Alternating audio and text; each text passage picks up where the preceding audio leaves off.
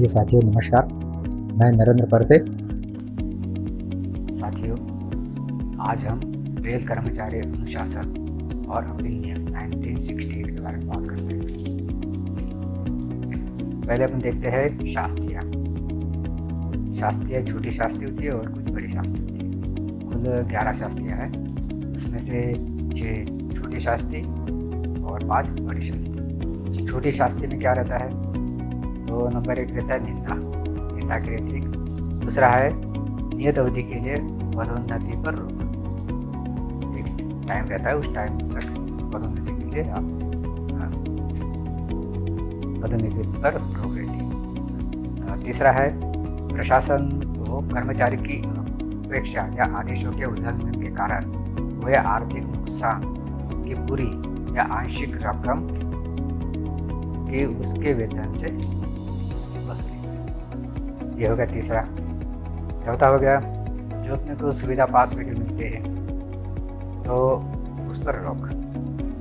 और उसके बाद आता है वेतन क्रम में एक स्टेज नीचे अवधि जो 3 साल से अधिक अवधि के लिए न हो, मतलब 3 साल से कम, जिसका संचय क्यूमुलेटिव होते हैं। सी लिखा रहता था, क्यूमुलेटिव।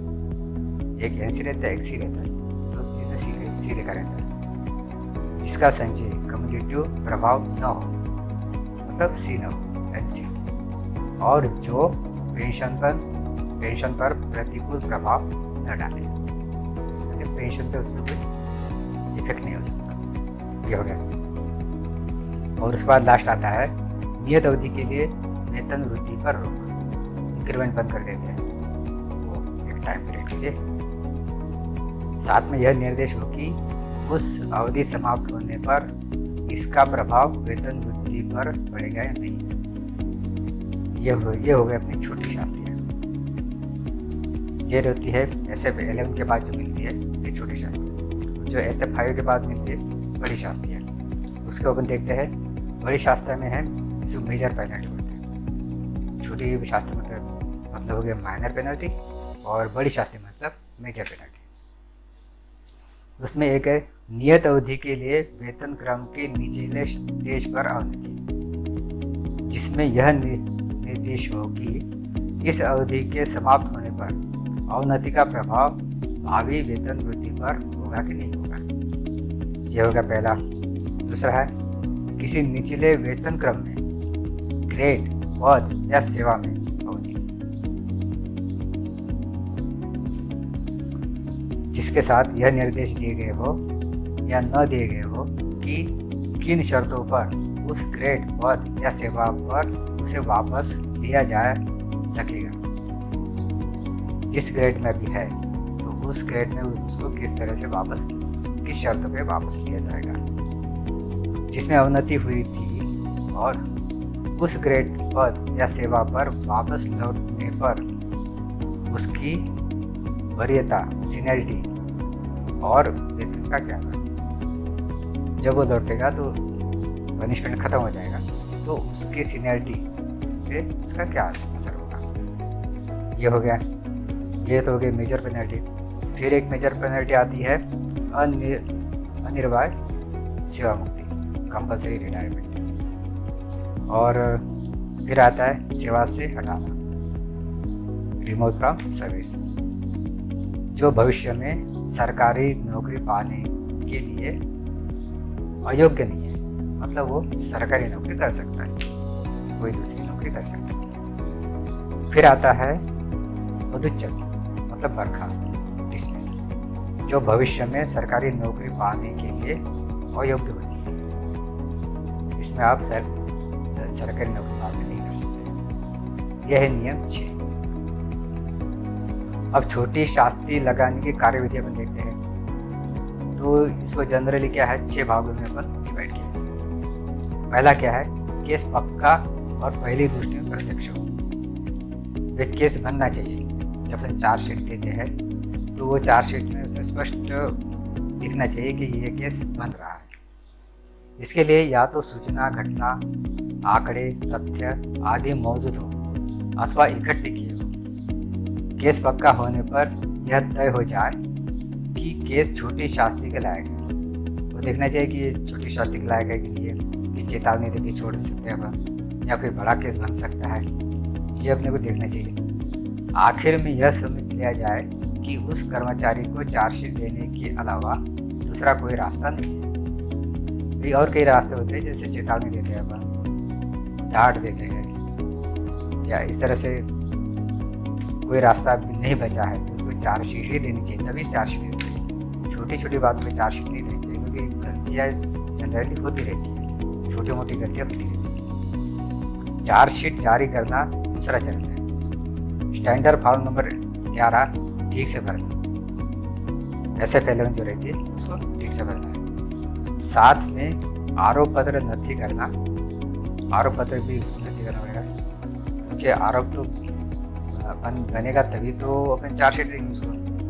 अनुशासनिक प्राधिकारी के पदनाम को देते हुए उसके हस्ताक्षर होना इसकी जरूरी बात है। आरोप पत्र में संक्षिप्त में सारे विवरण देकर कदाचार या दुर्व्यवहार स्पष्ट करना चाहिए और आचरण नियम 3 का हवाला देना चाहिए। नियमों के अनुसार चार्जशीट कर्मचारी प्राप्त कर ले, इसकी व्यवस्था की जाए।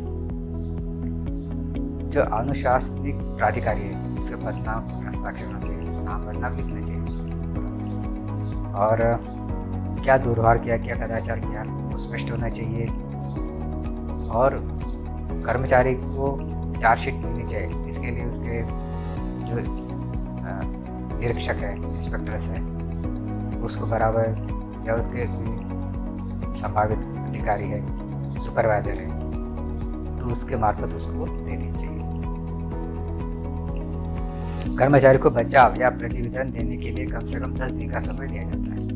10 दिन का समय दिया जाता है इसमें, ऐसे वेतन में वह अपने कारण देते हुए आरोपों को पूरी तरह से या आंशिक रूप से वो कह सकता है कि भाई हाँ, ये जो आरोप लगाया है ये पूरी तरह से गलत है, मैं इसके लिए दोषी नहीं हूँ। या फिर आंशिक रूप से वो कह सकता है कि नहीं भाई ऐसी ऐसी कंडीशन हो गई थी, इसीलिए यह आरोप तो ठीक है, मगर इसमें ये बात हो गई थी, तो मैं इसके लिए इतना जिम्मेदार हूँ। आंशिक रूप से अस्वीकार या स्वीकार कर सकता है। उसके निवेदन पर समय बढ़ाया भी जा सकता है। अगर वो कहता है कि 10 दिन में कम घटे, मुझे 2-4 दिन और चाहिए इसको स्पष्टीकरण देने के लिए, तो उसको थोड़ा बढ़ाया जा सकता है। फिर आता है 4 नंबर, कर्मचारी से प्राप्त बचाव पत्र पर आरोपों को ध्यान में रखते हुए उचित निष्कर्ष निकालना अनुशासनिक प्राधिकारी का कार्य है। जो जिसने चार्जशीट दी है तो उसका एक काम है कि इसने बचाव पत्र दिया, फिर क्या लिखा है वो उसकी युक्ति संगत देखना चाहिए। इसके लिए वह पूरा ध्यान देकर बात समझे और अपने निष्कर्ष को कम और स्पष्ट शब्द में लिख दे। प्रत्येक आरोप पत्र पर वह बचाव के पक्ष में सहमत है या नहीं और इसके लिए क्या कारण है यह लिखना चाहिए। निष्पक्षपात से विचार करना जरूरी है। तो पक्षपात न करते हुए उसको देखना चाहिए कि उसने जो स्पष्टीकरण दिया है उसके लिए जो अधिकारी है वो ये बता सकता है कि मैं आप स्पष्टीकरण से इस तरह से सहमत नहीं हूँ, ये रीज़न है इसका, या ये होना चाहिए और आपने ये कर दिया, इस तरह से वो उसमें स्पष्टता होनी चाहिए।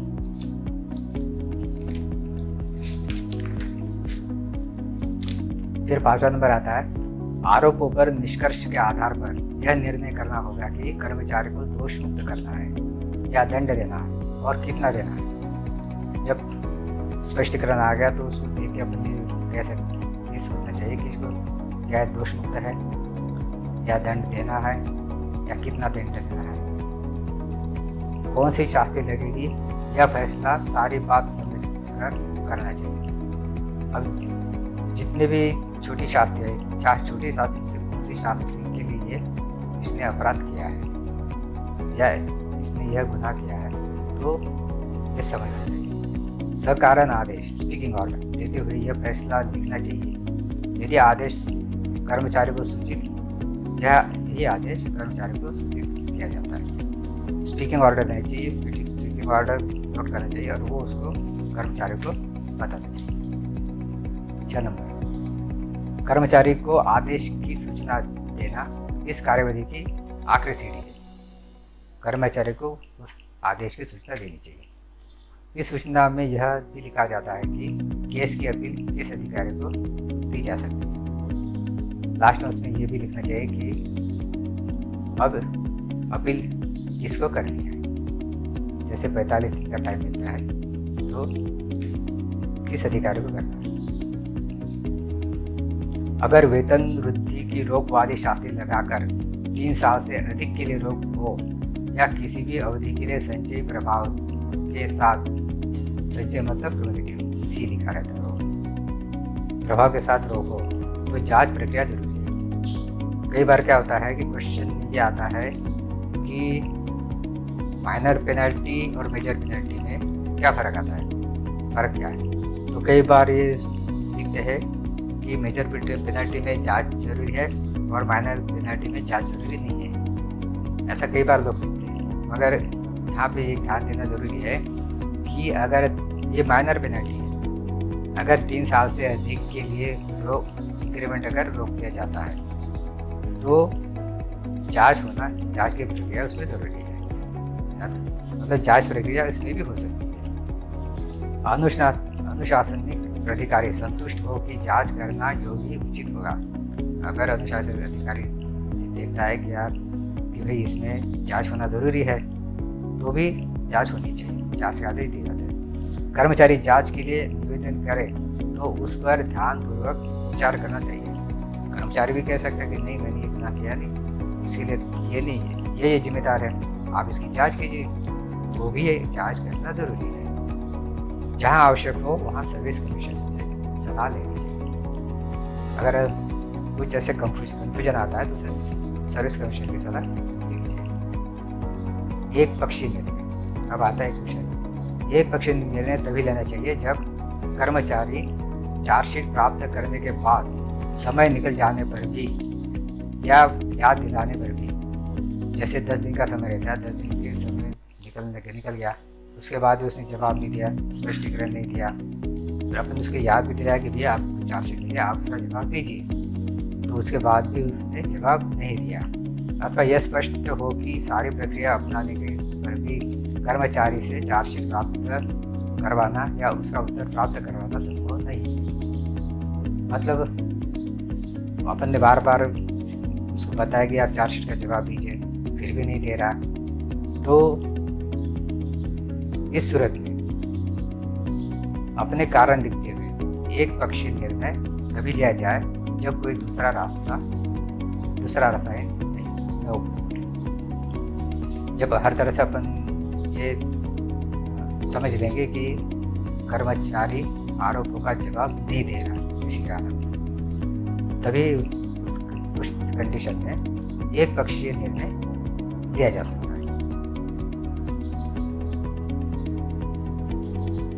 कार्यविधि के रिकॉर्ड में यह कागज होंगे। उसमें कागज कौन कौन से होंगे, वो है SFLN जब देते हैं ना, नंबर 1 चार्जशीट, आरोप पत्र की नकल, बचाव या प्रतिवेदन, वे चार्जशीट जो अपन SFLN दी, वो आरोप पत्र जो आरोप पत्र दिए थे क्या क्या लगा उसकी फोटोकॉपी या नकल, बचाव या प्रतिवेदन, बचाव में उसने क्या लिख के दिया वो भी चाहिए। जांच निष्कर्ष, जांच की गई तो उसका निष्कर्ष क्या निकला, ये भी। सर्विस कमीशन की रिपोर्ट, अगर सर्विस कमीशन ने कोई रिपोर्ट भेजी है तो वो, और आरोपों पर निष्कर्ष। फिर ये सब होने के बाद आरोपों पर क्या निष्कर्ष निकाला गया ये होना चाहिए, और फिर सकारण आदेश निकाला है तो इस तरह से इतने कागज होने चाहिए। अब हम चलते हैं बड़ी शास्ति। बड़ी शास्ति मतलब SF5, नियम नंबर 9, बड़ी शास्ति लगाने की कार्यविधि। अब ये तो छोटी शास्ति हो गया, बड़ी शास्ति क्या रहता है। इस कार्यविधि को 11 चरणों में अपन याद रख सकते हैं। पहला है कि केस पक्का हो और पहली दृष्टि में प्रत्यक्ष हो। वही जो SFLN में है कि भाई कम से कम जब अपन आरोप लगाते हैं तो केस पक्का होना चाहिए कि भाई ये इस व्यक्ति इसके लिए गुनहगार है, ये पहली नज़र में वो दिखना चाहिए। तरीके वही जो छोटी शास्ति के लिए दिए गए किंतु गंभीर और उलझे हुए मामलों में जैसे मारपीट, दुर्घटना, जालसाजी, हिसाब में गड़बड़ी, भ्रष्टाचार आदि में केस पक्का है या नहीं, यह समझाने के लिए तथ्य जानने की जांच करना जरूरी हो सकता है। अब ये जो केस रहते हैं कि हिसाब में गड़बड़ी है, जालसाजी है, तो उसके लिए जांच भी करना जरूरी है। ऐसे नहीं किसी ने बोल दिया कि ये इस पे ये आरोप है और इस पर चार्जशीट देना है। उसकी जांच होनी चाहिए और जांच के बाद उसको चार्जशीट दे देंगे। यह विभागीय जांच होती है, अनुशासन नियम के अधीन नहीं। ये विभागीय जांच होती है, अनुशासन के नियम से अलग होती है जांच। विभागीय होती है, उसमें ये पड़ताल की जाती है कि इसमें क्या क्या गड़बड़ की है, इसमें कागज क्या क्या मिले हैं अपने को। इस तरह से ये रहता है। केस और कर्मचारी बड़ी शास्ति के लायक है, यह निर्णय महत्वपूर्ण है। जब वो जांच करेंगे तब पता चलेगा कि ये बड़ी शास्ति के लायक है, ये छोटी शास्ति के लायक है। कई बार ऐसा होता है कि छोटी मोटी बातों के लिए अपन बड़ी शास्ति नहीं दे सकते। तो अगर पहले लगता है कि बड़ा बड़ी घटना है, मगर जब जांच करते हैं तो लगता है कि बहुत ही छोटी घटना है, ये छोटी शास्ति के लायक, तो उसको छोटी शास्ति दें। तो इसीलिए ये कन्फर्म होना चाहिए कि ये बड़ी शास्ति के लायक घटना है या नहीं है। फिर आता है चार्जशीट जारी करना। स्टैंडर्ड फॉर्म नंबर 5 में चार्जशीट तैयार करते हैं। इसके साथ SFI देते हैं। इसके साथ 4 संलग्नक और लगाए जाते हैं। इसमें साथ 4 संलग्नक भी लगाना चाहिए। इसमें क्या रहता है, आरोपों की वजह, आरोप क्या है, कदाचार की विवरण, कदाचार विवरण क्या है, उसके बाद गवाहों की सूची, गवाह क्या क्या है उसकी सूची रहती है, दस्तावेजों की सूची, दस्तावेज कागजात क्या क्या है, रजिस्टर, फाइल वगैरह, उसके क्या क्या कागज रहते हैं। ये चारों कागज बहुत सावधानी से तैयार करना चाहिए। भाषा, तथ्य, आंकड़े, तारीख, समय कम किंतु पक्के गवाह पक्के होने चाहिए। ये नहीं कि अभी कुछ कहते हैं बाद में कुछ पलट जाएगा, इसलिए ऐसा हुआ था। आवश्यक दस्तावेज, ये सभी ध्यान देने योग्य बातें हैं। यदि कर्मचारी अंग्रेजी न जानता हो तो पहले ही हिंदी में ये कागज तैयार किए जाए। अगर कर्मचारी पढ़ा लिखा नहीं या पढ़ा लिखा हो भी तो भी वो होता है कि नहीं, मुझे हिंदी में कार्रवाई चाहिए, तो पहले से आप उसको हिंदी में तैयार कीजिए ताकि समय का दुरुपयोग ना हो, समय की बचत हो और समय पे अपन उसको रिजल्ट निकाल सके। किए जाए सभी स्थानों पर अनुशासनिक प्राधिकारी के पदनाम के साथ हस्ताक्षर। अनुशासनिक प्राधिकारी है तो उसका पदनाम होना, सील टप्पा होना जरूरी है, साथ हस्ताक्षर हो, तब हस्ताक्षर जरूरी है। दस्तावेज, चार्जशीट के साथ ही फोटोकॉपी देना उचित है। जहां यह देना संभव न हो वहां कर्मचारी को बचाव सलाहकार के साथ उसका निरीक्षण कर लेने की अनुमति दे दी जाए। चार्जशीट के साथ ही फोटोकॉपी देना उचित है। जब चार्जशीट देते हैं तो उसके ऊपर क्या क्या कदाचार है, तो उस क्या क्या कौन सा किया है भ्रष्टाचार, जो भी मामले है, जालसाजी, हिसाब में गड़बड़ी जो भी है, तो उसकी फोटोकॉपी देना जरूरी है। और जहाँ ये उचित नहीं है तो वहाँ कर्मचारी उसका निरीक्षण कर सकता है कि उसको बता दे कि भाई ये आपने यहाँ गड़बड़ी की है, आप देख लीजिए। तो उसका निरीक्षण उसके बचाव सलाहकार के साथ, उसका जो बचाव सलाहकार रहता है तो उसके साथ उसका निरीक्षण कर सकता है। कर्मचारी और भी दस्तावेज प्रासंगिक सिद्ध करे तो वे भी सुलभ कराए जा सकते हैं। कर्मचारी बोलेंगे कि नहीं इसके साथ ये दस्तावेज भी चाहिए जी मेरे सेफ्टी के लिए है, तो वो भी अपन सुलभ कराना चाहिए। विभागीय कार्रवाई का शीघ्र निपटान के लिए CBI द्वारा अधिग्रहण किए गए दस्तावेज की सुवाच्य प्रमाणिक फोटोकॉपी अनुशासनिक प्राधिकारी को उपलब्ध कराया जाए। अगर कोई CBI केस है तो CBI ने जो अधिग्रहण किए हैं कागज दस्तावेज, तो उसकी अच्छी फोटोकॉपी भी रखना चाहिए।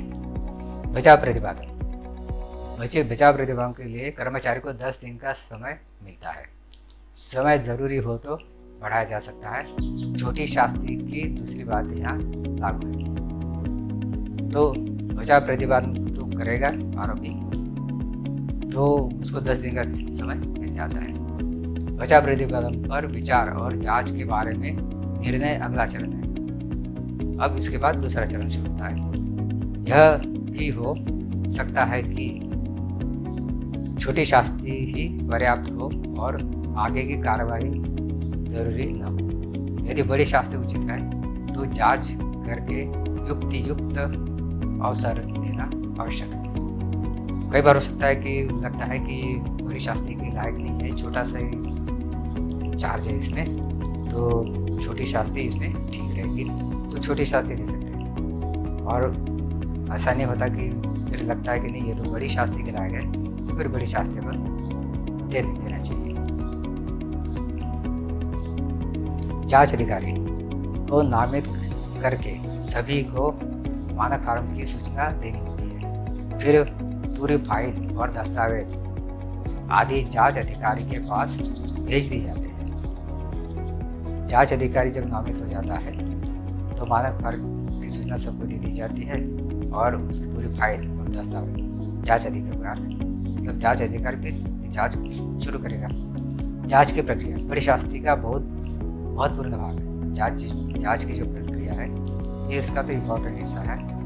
जैसे जांच शुरू करने के पहले जांच अधिकारी को पूरे केस का अध्ययन करना चाहिए। जांच अधिकारी बताए तो उसको पहले केस क्या है, केस को समझना चाहिए। बचाव सलाहकार नामित हो या कर्मचारी स्वयं अपनी प्रयोग करे यह भी निश्चित हो जाए। कर्मचारी को पूछना चाहिए कि आपका कोई बचाव सलाहकार है क्या, तो वो नामित कीजिए। अगर या आप स्वयं कर सकते हैं अपना बचाव तो कैसे कीजिए। जांच की तारीख, समय और जगह तय करके उसकी सूचना सबको भेजनी चाहिए। जांच की तारीख, समय और जगह कि कहाँ जांच होनी, कितनी बजे होनी है, कौन सी तारीख होना है, इसकी सूचना सभी को भेजनी चाहिए। जांच की प्रक्रिया इस प्रकार है। अब आते हैं जांच की प्रक्रिया।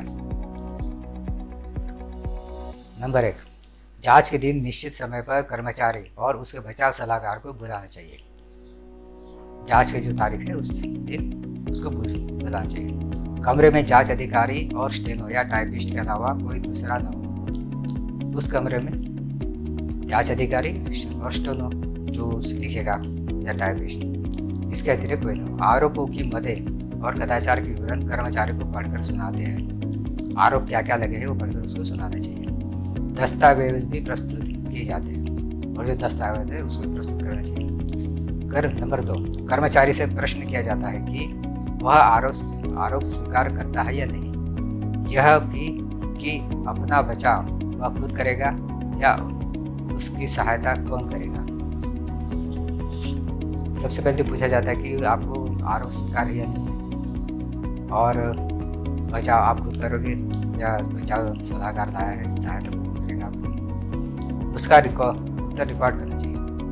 उसका जो रिकॉर्ड है, उसका जो उत्तर है वो लिख देना चाहिए कि उसने क्या क्या उत्तर दिया, क्या क्या बोला उसने। नंबर 3, जिन गवाहों पर नाम चार्जशीट में दिया गया है अब उन्हें एक एक करके बुलाया जाएगा। चार्जशीट में जिन गवाहों का नाम दिखाया जाता है उनको एक एक करके बुलाया जाता है। पहले जांच अधिकारी या प्रस्तुति अधिकारी गवाह से प्रश्न करेगा। सबसे पहले क्या है, जांच अधिकारी या प्रस्तुति अधिकारी जो भी है तो गवाह से प्रश्न करेगा। इसके बाद कर्मचारी या उसका बचाव सलाहकार गवाह की प्रति परीक्षा क्रॉस एग्जामिनेशन करेगा। उसके बाद जो कर्मचारी है वो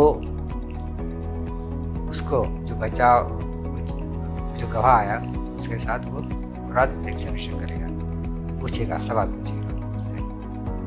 प्रति परीक्षा की किसी मुद्दे पर प्रश्न कर सकते हैं, किसी नए मुद्दे पर नहीं। किसी नया मुद्दा नहीं होना चाहिए, जो जांच चल रही है उसी पे प्रश्न होना चाहिए। नंबर 4, अगर कोई गवाह लिस्ट के अलावा जरूरी मानकर बुला गया है, जो लिस्ट दी गई उसमें जितने गवाह हैं 5, 6, 8, 10, 1, 2 जो भी है, उसके अतिरिक्त कोई दूसरा गवाह आता है तो प्रस्तुति अधिकारी या जांच अधिकारी स्वयं उसकी परीक्षा करेंगे और कर्मचारी को प्रति परीक्षा का अवसर देंगे।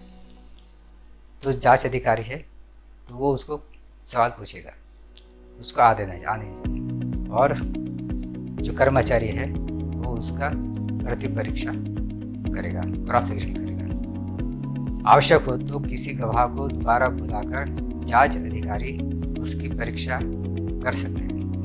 अगर किसी गवाह को दूसरी बार बुलाना है तो भी बुलाया जा सकता है और जांच अधिकारी उसकी वो परीक्षा कर सकता है। नए गवाह को बुलाने पर 3 दिन का स्थगन जरूर दिया जाएगा। अगर नया गवाह बुलाते हैं तो उसके लिए अगर ज़रूरी है तो 3 दिन का और समय दे सकते हैं। नए गवाहों को बुलाने पर 3 दिन का स्थगन जरूर दिया जाएगा। 3 दिन का समय दिया जा सकता है। जब कर्मचारी से अपना बचाव लिखकर या जुबानी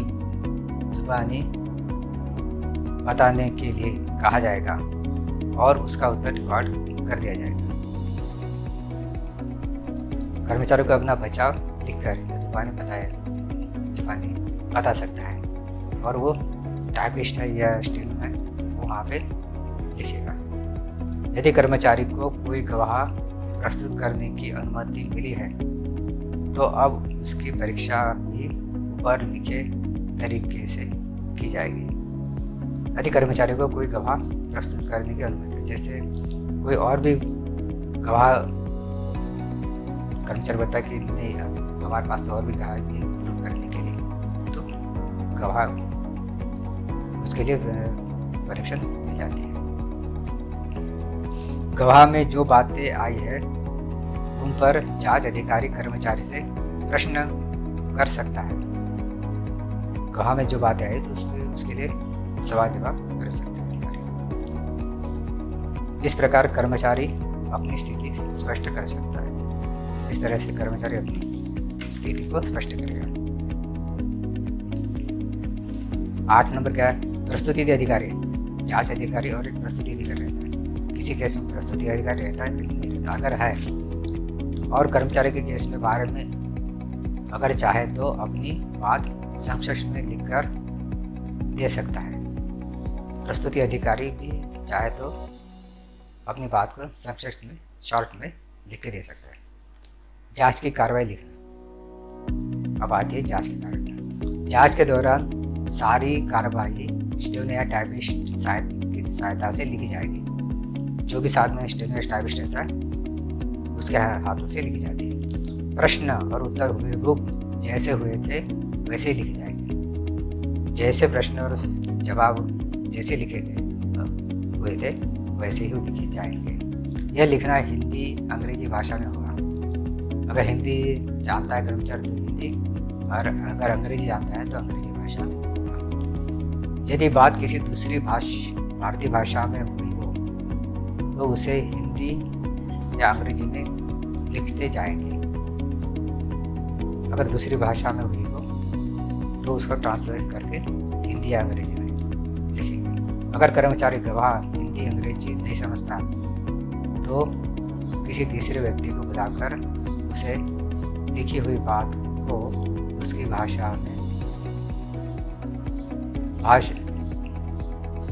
भाषा में समझाने को कहेंगे।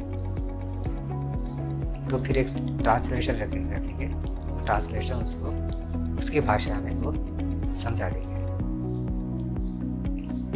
यह बात भी उस व्यक्ति के हस्ताक्षर के साथ रिकॉर्ड कर दी जाएगी। उस दोनों के हस्ताक्षर होने से, जो ट्रांसलेशन कर रहा हो और जो कर्मचारी। जांच के रिकॉर्ड के हर पेज पर जांच अधिकारी, प्रस्तुति अधिकारी, कर्मचारी, बचाव सलाहकार, गवाह के हस्ताक्षर जरूरी है। ये सब के हस्ताक्षर होना जरूरी है। जरूरत के अनुसार करा ली जाएगी। जांच की कार्रवाई की एक प्रति कर्मचारी को दे दी जाएगी और जांच की कार्रवाई जो चल रही है, जो हुई है, तो उसकी एक प्रति उसको दी जाएगी। फिर आता है जांच रिपोर्ट। अब जांच अधिकारी अपनी रिपोर्ट तैयार करेगा। वह आरोप की प्रत्येक पद पर गवाही के दौरान जो तथ्य सामने आए हैं उनकी समीक्षा करेगा और अपना निष्कर्ष लिखेगा। जब जांच होगी तो उसका क्या निष्कर्ष दिखेगा उसमें कि आरोप सिद्ध होता है या नहीं। ये लिखना है कि आरोप सिद्ध होता है कि नहीं, जिसके लिए कारण भी बताए जाएंगे। उसके बाद उसका रीजन बताया जाएगा। रीजन जांच रिपोर्ट सारे कागजात और फाइल के साथ अनुशासनिक प्राधिकार के पास भेज दी जाएगी। फिर ये इसको अनुशासनिक प्राधिकारी के पास भेज दी जाएगी। जांच रिपोर्ट की एक प्रति कर्मचारी को भी दी जाएगी। कर्मचारी चाहे तो उसे 15 दिन के अंदर अपना प्रतिवेदन देने का हकदार भी होगा।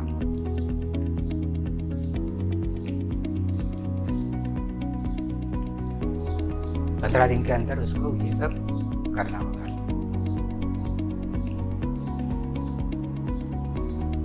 जांच रिपोर्ट पर कार्रवाई। अनुशासनिक प्राधिकारी रिपोर्ट का अध्ययन करके, जो अनुशासनिक प्राधिकारी है वो रिपोर्ट का अध्ययन करेगा।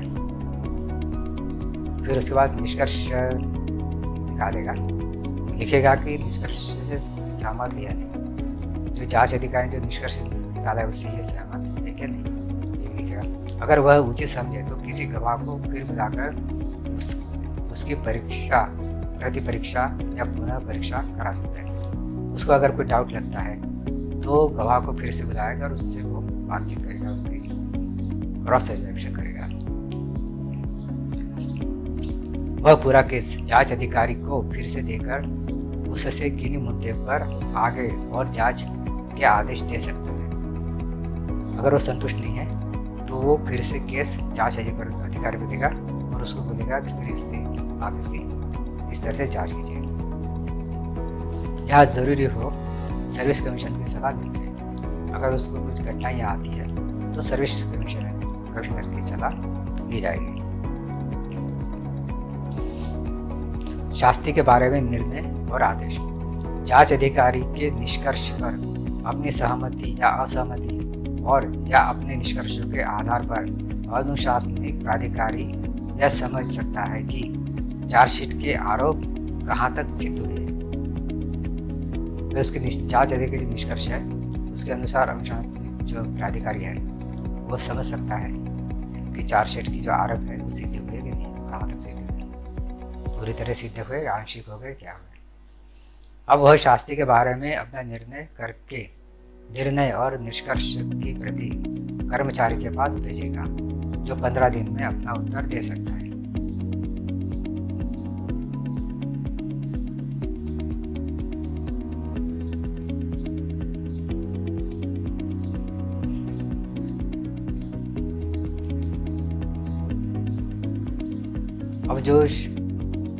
अब वह शास्ति के बारे में अपना निर्णय और निष्कर्ष कर्मचारी को भेजेगा और फिर उसको कर्मचारी को एक सीमित समय रहता है, उस सीमित समय के बाद उसको